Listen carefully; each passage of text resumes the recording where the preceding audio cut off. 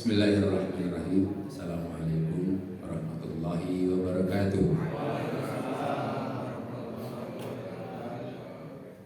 Alhamdulillahirabbil alamin. Wa bihi nasta'inu ala umuri dunya waddin.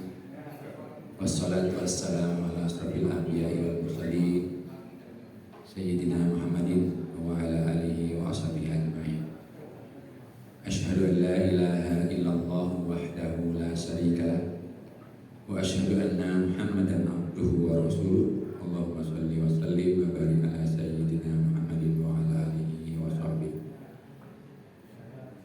Bapak-bapak dan saudara-saudaraku jamaah Masjid Al-Falah yang semoga selalu berada dalam rahmat Allah Subhanahu wa taala. Kita bersyukur pada malam hari ini, malam yang kelima di tahun baru 1445 Hijriah di bulan Muharram.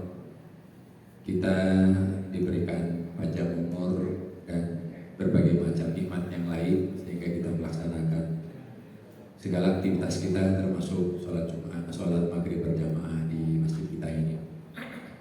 Mudah-mudahan dengan rasa syukur Allah senantiasa menambahkan berbagai macam nikmat yang lain sehingga kita semakin istiqomah di dalam keimanan dan ketakwaan serta di dalam beribadah kepada Allah dalam segala bentuknya, baik ibadah mahdhah maupun ibadah-ibadah yang berkaitan dengan amaliyah keduniaan. Dan juga mudah-mudahan kita semakin konsisten di dalam melakukan berbagai macam upaya-upaya amal-amal yang soleh yang mendekatkan kepada Allah Subhanahu wa taala dan mengundang rahmat dan ridha Allah Subhanahu wa taala. Salawat dan salam semoga selalu dicurahkan kepada suri tauladan kita semuanya, Nabi Muhammad Rasulullah sallallahu alaihi wasallam dan para keluarganya, juga kepada para sahabat-sahabatnya dan kepada seluruh pengikutnya sampai hari kiamat. Termasuk kita tentu saja, mudah-mudahan doa-doa dan salawat-salawat kita dijabah Allah sehingga kelak kita dapat dipertemukan, dikumpulkan bersama dengan baginda Rasulullah Shallallahu Alaihi Wasallam di yaumil qiyamah dalam keadaan mendapatkan syafaatnya. Amin ya Allah ya Rabbal Alamin. Bapak-bapak dan saudaraku jamaah sekalian yang saya hormati, masih di dalam suasana bulan Muharram atau tahun baru Hijriah. Ini sebenarnya bukan tahun barunya yang sebenarnya kita mesti peringati, tapi peristiwa hijrah itu yang harus diperingati. Maksudnya diperingati karena di dalamnya terdapat peristiwa-peristiwa besar herois yang sangat luar biasa, sehingga dari hijrah itulah kemudian Rasulullah menjadi orang-orang yang betul-betul mampu menegakkan daulah Islam dan hukum-hukum Allah bisa ditegakkan, artinya keadilan dan kebenaran menjadi tegak.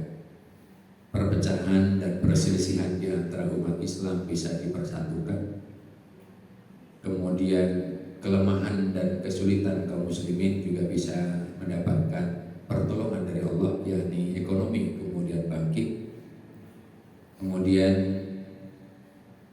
tegaknya kalimat Allah dengan sempurna, yaitu kalimat tauhid. Artinya ini adalah masalah ideologi. Kemudian politik kekuasaan juga bisa dijalankan dengan jalinan hubungan diplomasi kepada seluruh negeri-negeri, baik yang muslim maupun non-muslim. Kemudian bisa dibangun hubungan-hubungan diplomatis yang sangat luar biasa. Kemudian Rasulullah juga dengan peristiwa hijrah itu mampu menciptakan pendidikan yang robbani, pendidikan yang Qur'ani, dan juga budaya-budaya yang berkembang semakin baik, artinya budaya peradaban yang semakin tinggi.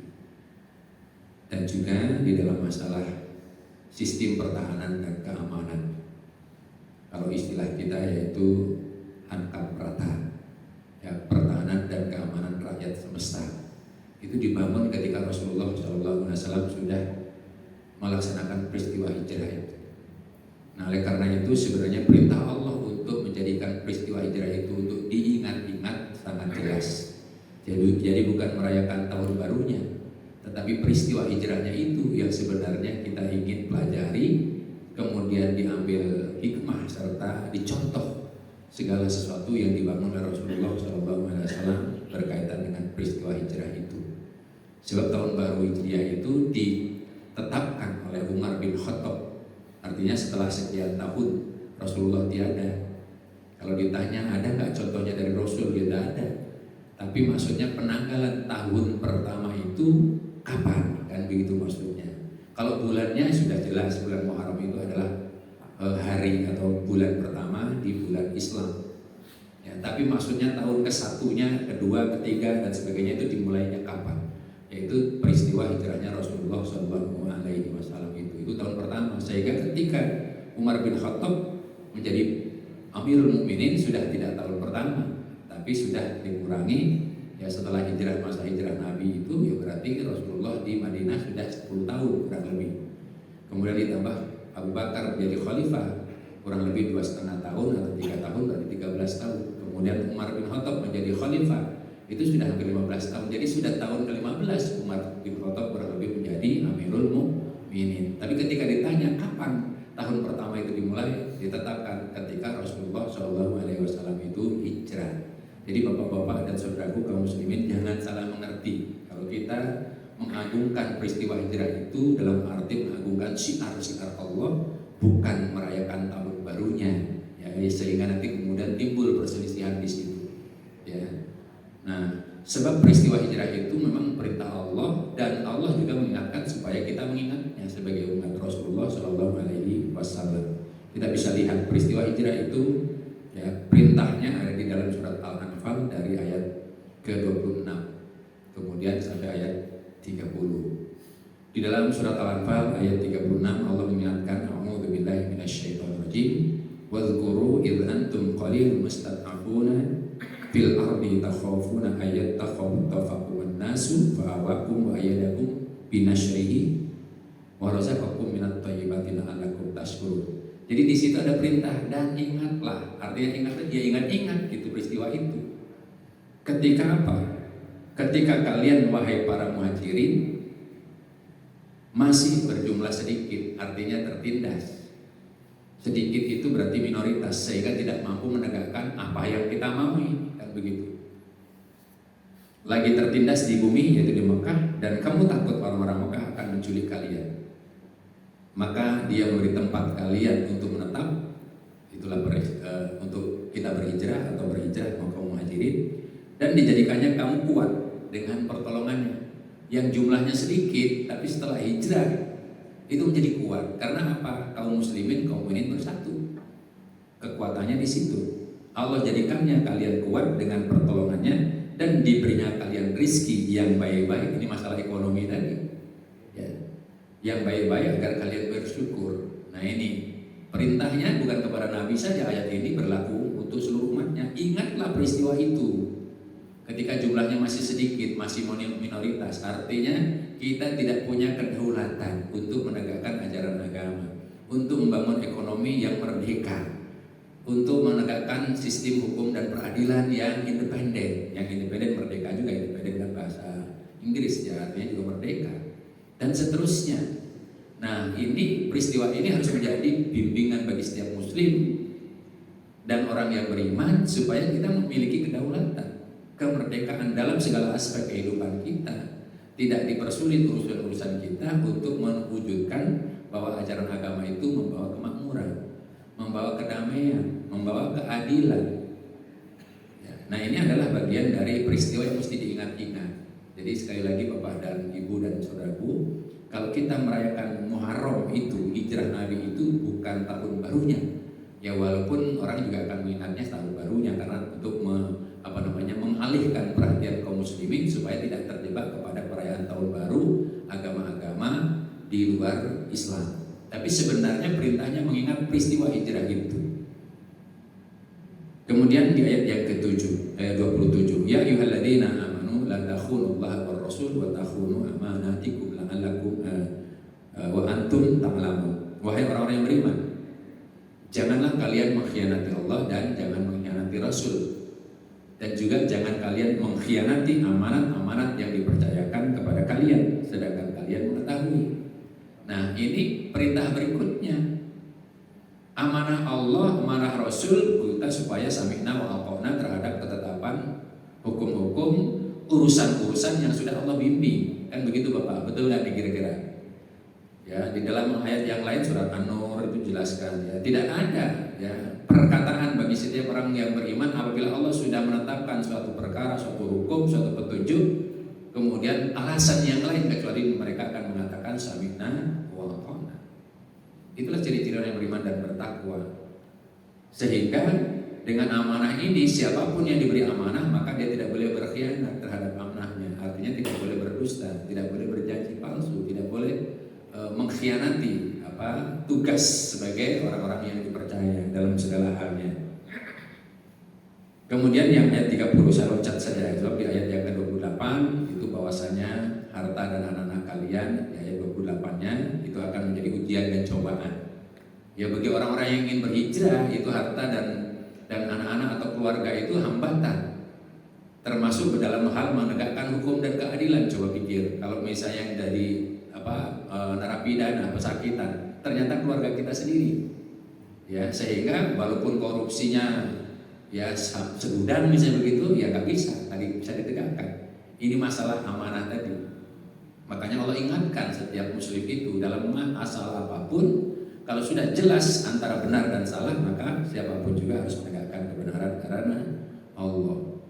Nah, ini hubungannya dengan surat An-Nisa ya, ayat 135 tentang kewajiban menegakkan hukum secara adil meskipun terhadap bapak-bapakmu, keluargamu, karib kerabatmu dan sebagainya. Dalam berlaku adil karena adil itu lebih dekat kepada takwa ya. Kalau di ayat 35 ya berlakulah adil menjadi saksi karena Allah ya meskipun terhadap dirimu sendiri. Nah, itu semuanya adalah bagian dari amanah. Maka ayat 28 surat Al-Anfal itu Allah menguji setiap orang yang beriman. Harta dan anak-anak itu ya, keluarga kita itu adalah bagian dari ujian dari Allah dan di sisi Allah ada pahala yang sangat besar. Ya, sehingga kita harus berhijrah. Dalam arti hijrah di sini, kalau kita sebagai penegak hukum, kemudian yang menjadi tertuduh, terdakwa, tersangka memang saudara kita sendiri atau bahkan anak sendiri, disitulah ujiannya. Kita mau ikut Allah, ikut Rasul atau kasihan terhadap saudara kita atau anak kita. Padahal bukan kasihan, justru di situ.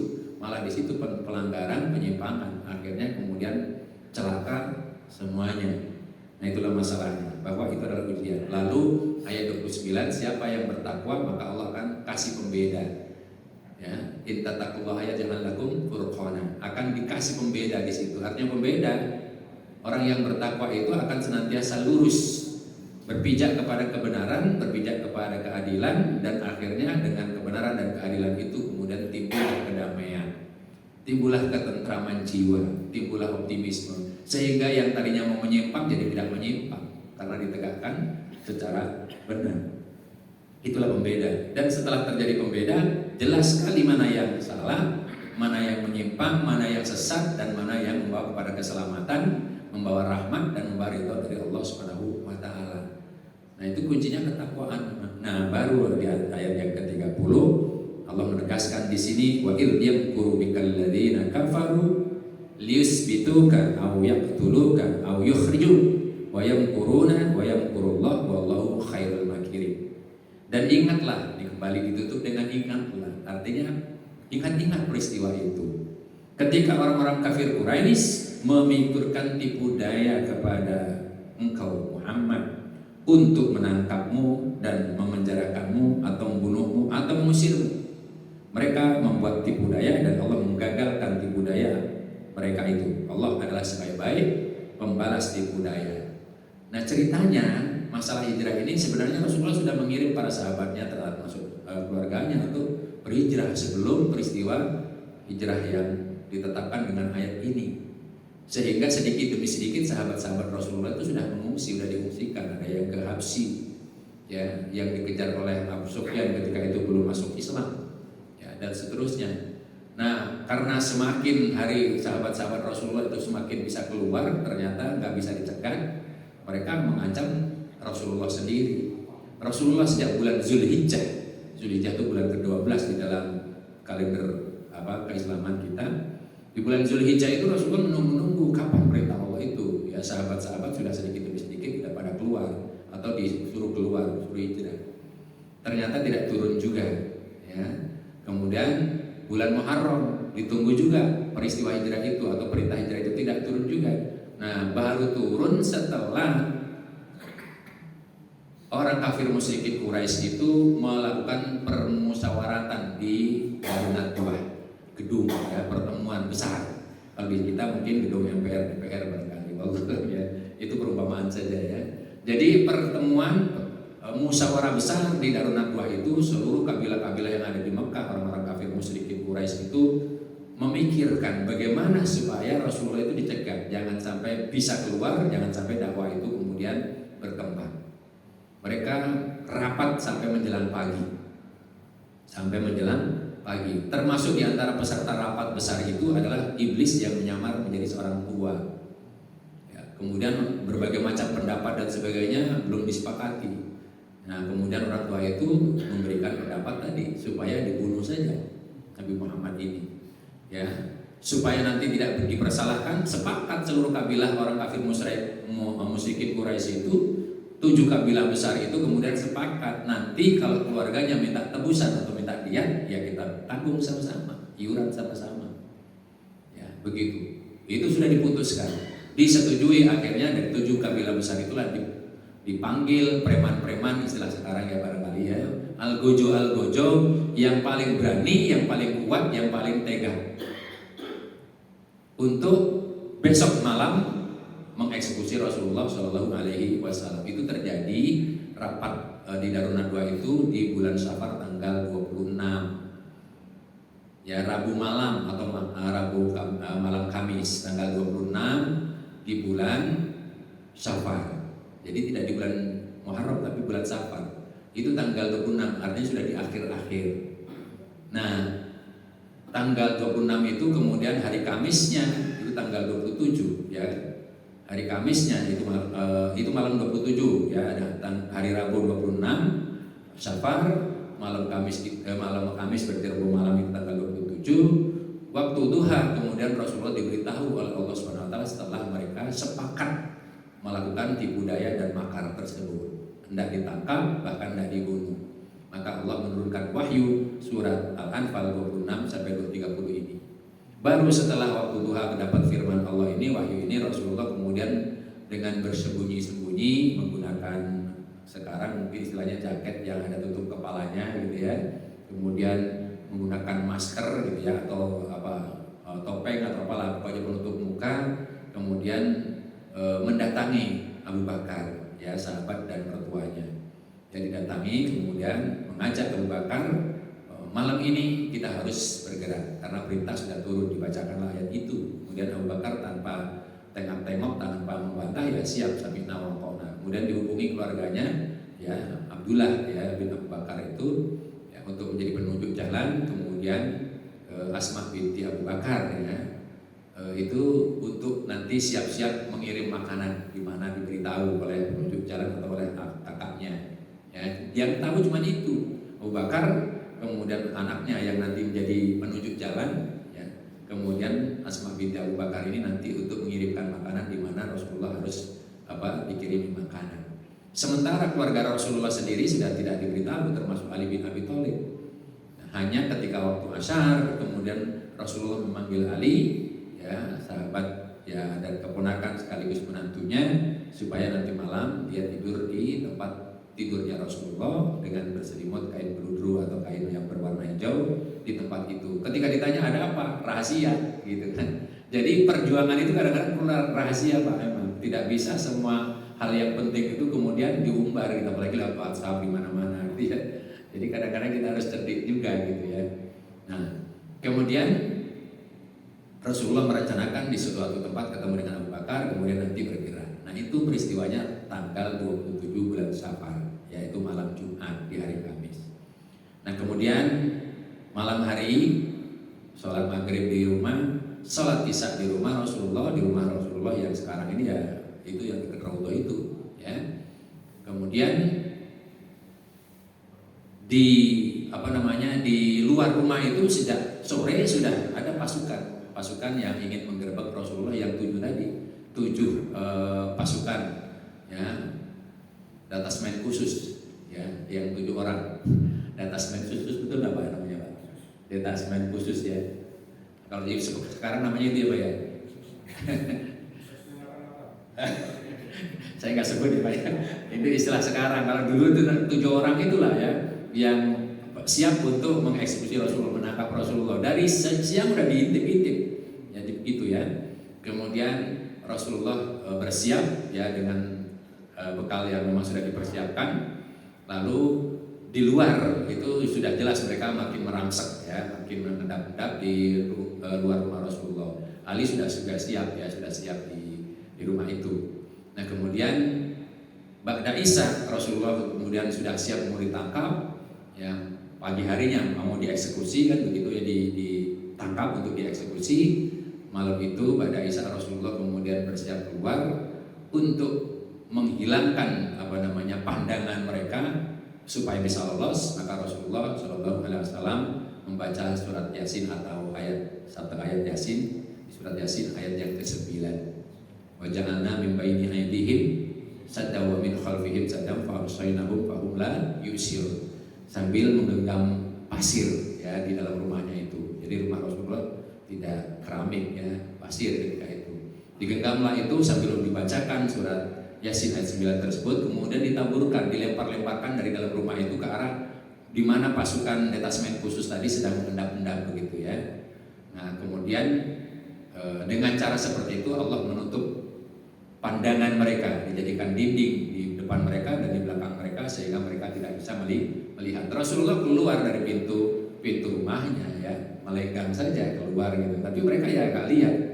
Ya, seperti itu kemudian Rasulullah ketemu dengan Abu Bakar di tempat yang sudah ditetapkan, berjalan ke arah selatan, kemudian tidak bersembunyi di sebuah bukit atau di balik bukit, tetapi bukit itu tidak bisa melindungi Rasulullah sehingga bukit itu menangis sambil berbicara ya, dengan mengeluarkan suara menangis, wahai Rasulullah, sesungguhnya aku tidak bisa melindungimu dari kesepakatan mereka ya, karena tidak ada tempat bersembunyi di sini, maka bergeraklah engkau ke Bukit Sur, kata gunung itu ya kepada Rasulullah. Ini bagi yang berziarah atau ibadah haji mestinya ada napak tilas ya, bukit yang menangis itu. Kalau pas saya kebetulan ketika itu, karena kita bertanya kepada guide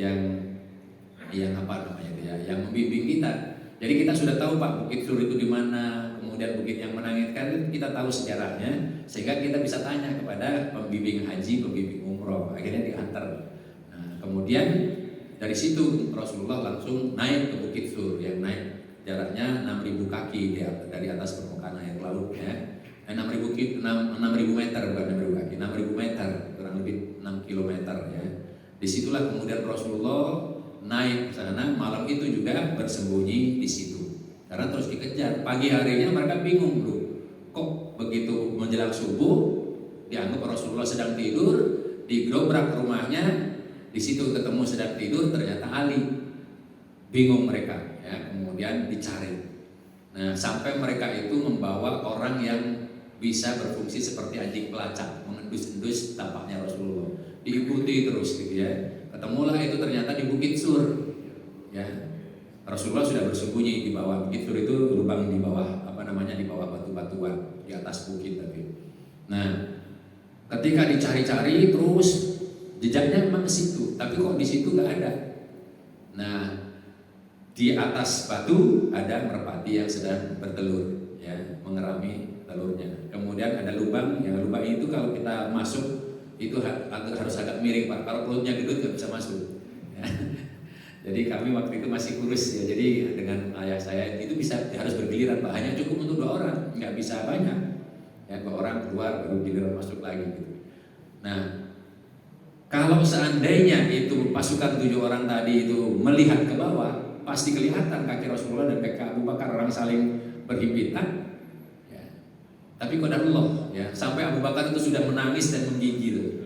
Ya, ada peristiwa herois juga sebenarnya. Setiap lubang yang ada di antara batu itu kemudian ditutup oleh Abu Bakar supaya Rasulullah itu selamat, sehingga tumit Abu Bakar itu sempat digigit ular, ya, dan disembuhkan oleh Rasulullah ya dengan ruqyah.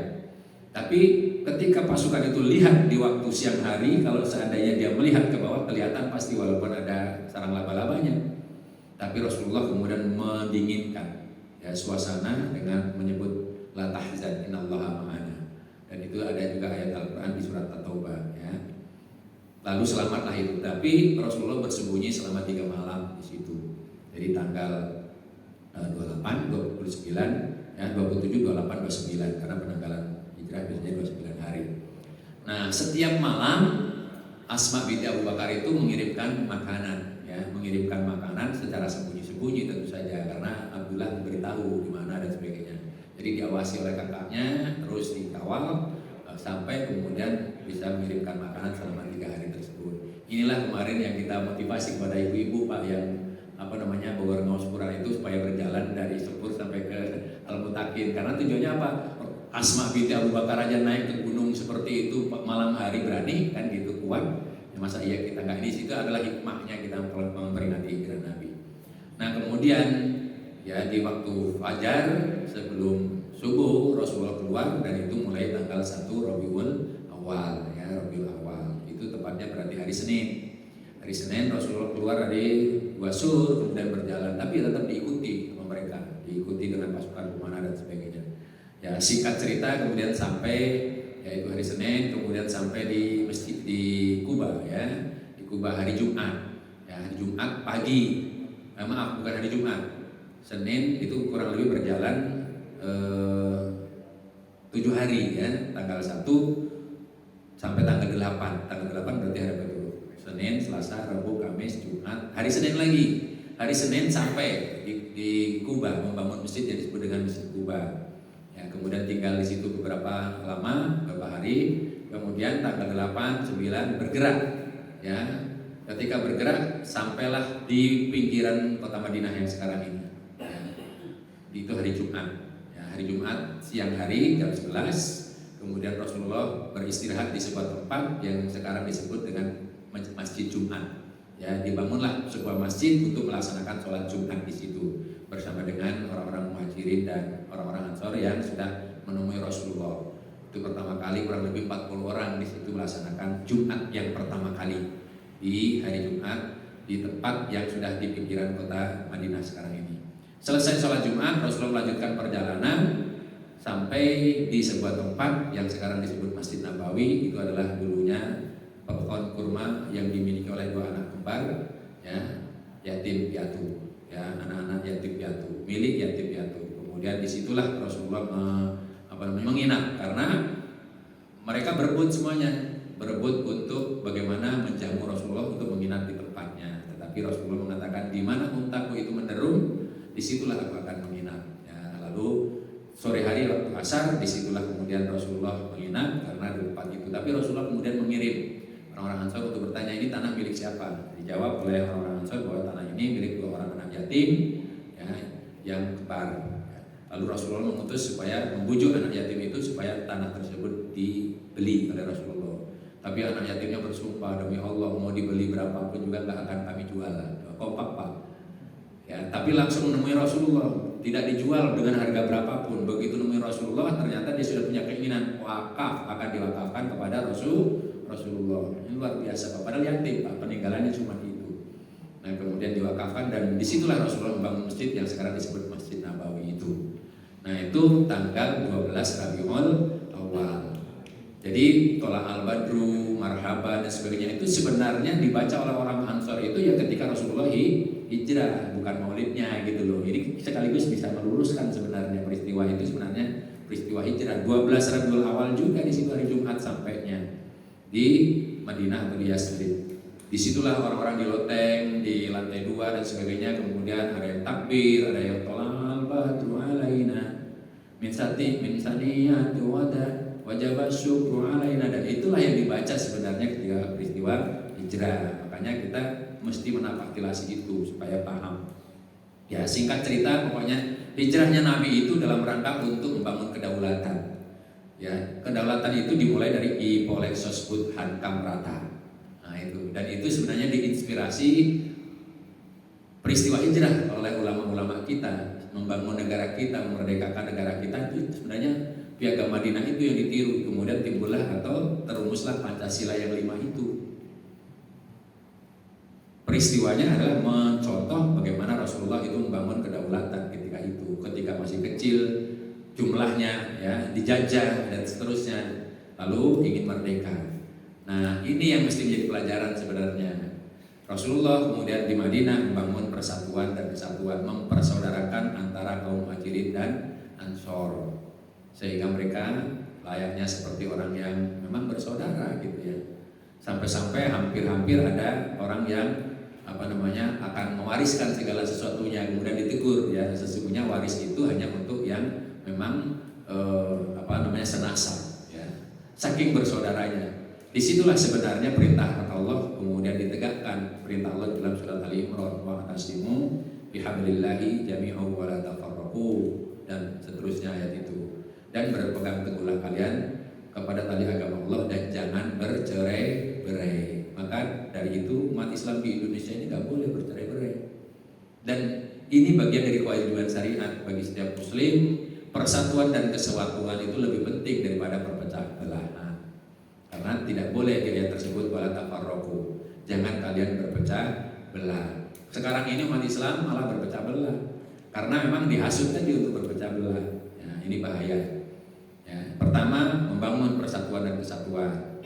Yang kedua, membangun ideologi kekuatan akidah. Semuanya tadi dibimbing oleh Rasulullah untuk taat kepada Allah. Ya, persatuan dan kesatuan itu bahkan dibangun orang-orang Yahudi di sana kan juga ada, orang Nasrani juga ada. Lalu diikat dengan namanya Piagam Madinah ya. Piagam Madinah isinya 10 poin di situ ya, semuanya tanda kesetiaan semuanya.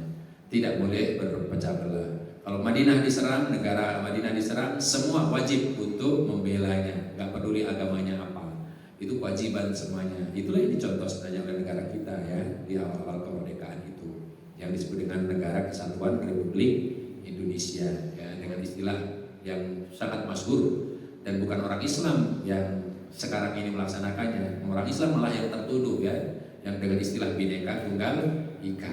Ya, itu sebenarnya orang-orang Muslim, ulama-ulama kita yang menetapkan itu. Cuma kadang-kadang kita karena nggak tahu sejarah, kemudian akhirnya gampang dihasut seolah-olah itu bagian dari mereka. Padahal itu adalah ulama-ulama kita yang memikirkannya. Nah, kemudian setelah agama menjadi kuat, ya ada pengkhianatan dieksekusi, ada Bani Quraidah, orang Yahudi yang akan membunuh Nabi diundang makan, di atas ditaruh batu besar gitu ya, nanti dikode supaya ketika Rasulullah sedang makan lengah, kemudian batu itu dilepaskan. Ternyata Allah mengingatkan Rasul, kemudian pulang langsung. Itu setelah tahu seperti itu, Bani Quraidah itu dieksekusi 70 orang yang berkhianat ya. Itu contohnya misalnya begitu, tidak boleh ada pengkhianatan. Nah, ini tadi amanah tadi. Makanya terjadilah politik itu kuat ketika itu. Rasulullah benar-benar menjadi pimpinan ya, sebuah negara baru yang disebut dengan negara Madinah. Rasulullah juga penegak hukum, dalam arti hukum Allah Subhanahu wa taala, langsung dieksekusi dia berkhianat. Ya, jadi pengkhianat itu hukumannya memang dieksekusi, Pak. Ya, nggak boleh kemudian dimaafkan. Ya. Kalau jelas berkhianatnya. Nah, kemudian kekuasaan tegak di situ. Dengan adanya Piagam Madinah, jelas kekuasaan tegak, sehingga umat Islam waktu itu membangun ya kekuatan dengan seluruh kaum muslimin untuk menjadi pasukan yang siap untuk berperang sewaktu-waktu membela negara. Ya, itulah yang disebut dengan Hankam Rata tadi, pertahanan rakyat semesta, pertahanan keamanan rakyat semesta. Istilah kita, kalau istilah Nabi ya seperti itu ya. Jadi dibangunlah itu kekuatan tentara. Pertama kali setelah peristiwa hijrah itu, kemudian Rasulullah tidak diserang dengan pasukan-pasukan kafir Quraisy yang mengejar. Itu yang akan terjadi di Perang Badar, yang disebut dengan Perang Badar. Rasulullah kemudian membangun kekuatan hanya 313 umat ya, dan itu bukan tentara ya, artinya rakyat biasa, ada yang orang tua, ada yang muda, semuanya dilibatkan. 313 orang melawan kurang lebih 1000 orang. Rasulullah diberikan kekuatan dan kemenangan, akhirnya menang di Perang Badar. Itu contoh-contoh ya. Kemudian dari sisi pendidikan, Rasulullah menganjurkan umatnya ya, setiap orang tua supaya mendidik anak-anaknya ya berenang, memanah dan berkuda. Ya, ini dididik untuk menjadi orang yang kuat. Bahkan juga diizinkan ada namanya adu kekuatan, itu apa namanya Pak? Gulat ya, dianjurkan oleh Nabi juga untuk kuat bergulat gitu kan. Perang tanding misalnya tuh ya. Nah, kemudian juga latihan memanah dan sebagainya itu dianjurkan oleh Nabi, termasuk balap lari. Bahkan Rasulullah mencontohkan balap lari dengan istrinya sendiri. Itu contoh-contoh ya.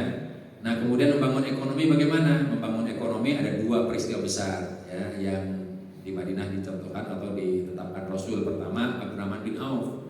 Abdurrahman bin Auf ini sahabat utama yang ketika di Mekah ya termasuk orang yang kaya gitu ya, tapi semua hartanya ditinggalkan.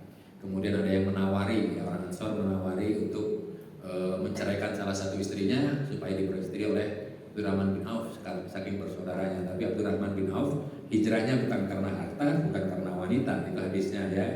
Barang siapa yang hijrahnya karena harta atau karena wanita, maka hijrahnya sesuai dengan niatnya. Ya, tapi siapa yang hijrahnya karena Allah dan Rasulnya, maka Allah akan menerima hijrahnya. Maka Abdurrahman bin Auf melaksanakan itu. Ketika ditawari seperti itu, dia hanya menjawab, di mana letak pasar. Nah, setelah diberitahu letak pasar di mana, maka Abdurrahman bin Auf tinggal di sekitar situ membangun pasar yang disebut dengan pasar rakyat. Nah, pasar rakyat itu harus dikembangkan dan pasar yang terbuka, bukan pasar tertutup. Disitulah kemudian ekonomi menggeliat, yang tadinya Muhajirin itu lemah dan berekonomi kuat ya, bekerja sama dengan orang Ansor sehingga ekonomi bangkit. Utsman bin Affan juga menjadi semakin kuat ya, sampai suatu saat Rasulullah itu kesulitan pada saat musim kemarau, musim sulit, kering, ada sebuah sumur yang hanya dimiliki oleh seorang wanita Yahudi. Umat Islam harus membeli mahal ya. Sebagai kepala negara sebenarnya bisa saja langsung diambil alih sumur itu, tapi kepala negara karena bijak, ada perjanjian tadi supaya aman, adil dan sebagainya. Rasulullah pada khutbah menyampaikan, siapa yang bisa membeli sumur itu, maka dia berarti membeli sumur di dalam surga. Utsman bin Affan tunjuk tangan, saya wahai Rasulullah. Tidak ditanya bagaimana caranya kau membeli, nggak ditanya. Pokoknya silahkan gitu kan. Utsman bin Affan temui wanita namanya Rumata ya. Sumur Rumata awalnya sebelum menjadi sumur Utsman. Ditemui wanita itu, dibujuk, ternyata nggak boleh, mau dibeli oleh Utsman nggak boleh. Kalau begitu saya beli separuh saja deh. Bagaimana maksudnya? Separuh hari ini milik saya, separuh hari besok milikmu. Berapa nilainya?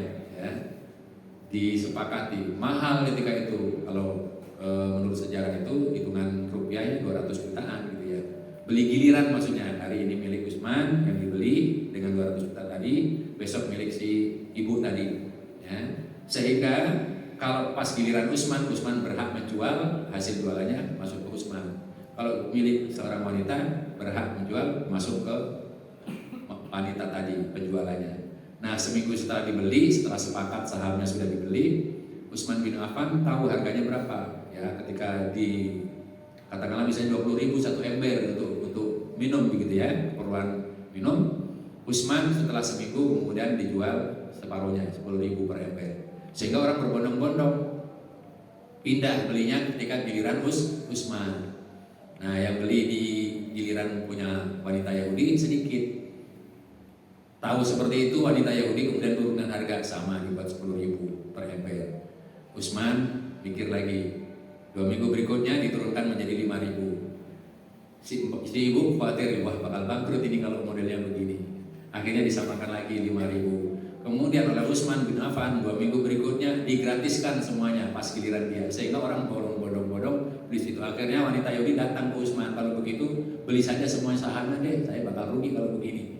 Berapa nilainya? 200 juta. Oh, tidak bisa, sahamnya tidak 2 juta, 202 juta, tidak 200 juta lagi. Akhirnya ya dibagi 20, jadi tinggal 10 juta dibayarlah kalau Utsman 10 juta. Setelah menjadi milik Utsman total, baru diwakafkan kepada Rasulullah SAW. Dan sumur itu sampai sekarang masih ada untuk mengaliri seluruh pertanian perkebunan kurma di Madinah, sehingga rekeningnya masih nama atas Utsman bin Affan. Itu contoh-contoh bagaimana membangun ekonomi itu dengan cara yang cerdas, ya, tidak semena-mena mengambil hak rakyatnya. Itu tidak dilakukan oleh Rasulullah.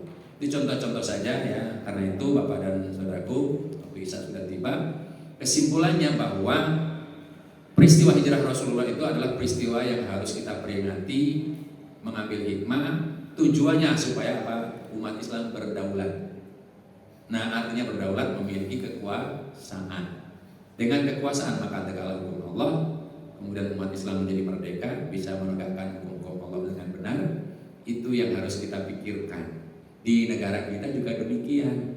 Bagaimana supaya Islam itu tegak, hukum-hukum Allah bisa tegak, maka mesti punya kedaulatan. Kedaulatan itu hanya akan terjadi manakala dipimpin oleh orang-orang beriman. Karena itu nanti 2024 ini kurun 100 tahun setelah Khilafah Utsmaniyah runtuh, kita harus memilih khalifah-khalifah atau pemimpin-pemimpin, wakil-wakil rakyat dari golongan orang-orang yang beriman. Bapak-bapak sudah tahu orang-orang beriman itu ada di pihak mana sekarang ini. Saya yakin sudah tahu. Kalau mau tanya sama saya dari mana partainya, partainya penting Pak. Separtai yang lain itu tidak independen karena dia diatur oleh partainya walaupun orang Islam. Tapi partai yang harus kita jadikan merujukan adalah partainya orang-orang mukmin, yaitu partai umat dan partai keadilan sejahtera. Hanya dari orang inilah ya, nggak peduli yang merah, yang biru, yang kuning, itu nggak perlu. Misalnya bapak kita sendiri dulu, kiai kita sendiri kalau ada di situ, dia tidak akan bisa independen selama ada di partai yang dikelola oleh orang-orang kafir. Ini barangkali yang perlu kita sampaikan supaya daulat kita bisa ketemu. Allah alam bisa. Saya tidak kampanye, tapi karena di sini ada Pak Dita ya saya harus ngomong. Ya ada Pak Dita harus ngomong, saya partainya apa beliau gitu. Itu saja barangkali yang saya sampaikan. Saya bukan orang partai, tapi saya punya kewajiban syariat untuk menyampaikan ini karena Al-Quran banyak. Saya bakal tadi ngomong, saya akan terbitkan sebuah buku saku panduan bagi orang beriman di dalam masalah memilih kepemimpinan ya dari Allah dan Rasulnya. Ini penting ya supaya didakwakan. Wallahu a'lam bishawab. Terima kasih. Mohon maaf. Assalamualaikum warahmatullahi wabarakatuh.